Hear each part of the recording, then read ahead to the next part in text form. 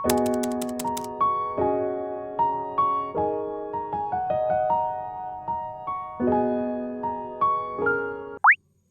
siapa kita harus bertanya bagaimana cara menjadi kaya?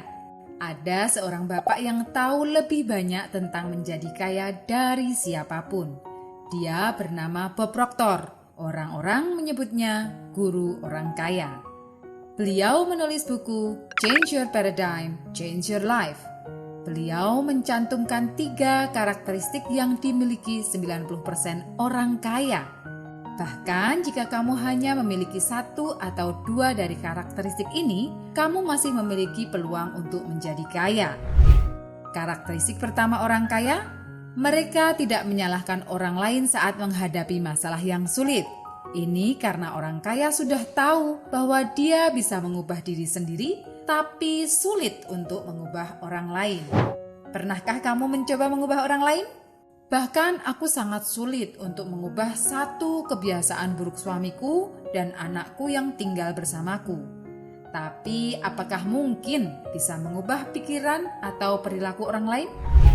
90% orang kaya adalah mereka yang tidak menyalahkan orang lain, tidak bergantung pada orang lain, dan berusaha menyelesaikan masalah mereka sendiri.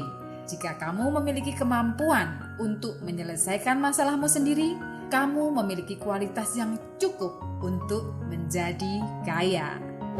Karakteristik kedua orang kaya.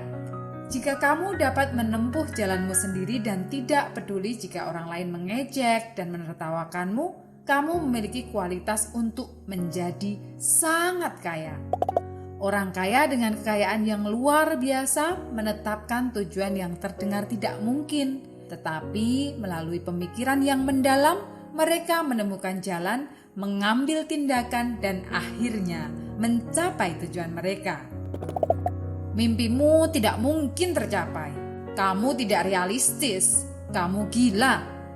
Mereka tidak mendengarkan orang lain, bahkan jika mereka mengejek dan menertawakannya. Ada seorang aktor muda yang sedang kesulitan dalam ekonomi. Dia membuat cek palsu sebesar $1 juta dan membawanya kemana-mana di dompetnya. Mengatakan pada dirinya sendiri bahwa aku akan menghasilkan $1 juta dalam 3 tahun. Omong kosong dari seorang pria yang bahkan tidak mampu untuk makan sekarang. Dia memainkan peran itu dengan sebaik-baiknya sambil mendengarkan orang lain mengejek dan menertawakannya. Tepat 3 tahun kemudian, dia dibayar $1 juta untuk membintangi Batman Forever.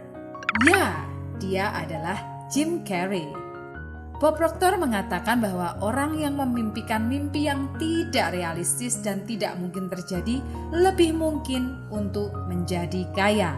Kebanyakan orang yang sukses dalam hidup memiliki sikap positif bahwa mereka dapat mencapai apapun dengan kerja keras.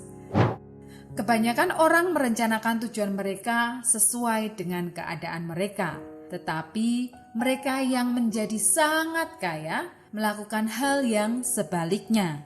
Mereka menetapkan tujuan yang menurut orang lain mustahil, berpikir secara mendalam tentang bagaimana mereka dapat mencapainya, dan melakukan semua yang mereka bisa untuk mewujudkannya.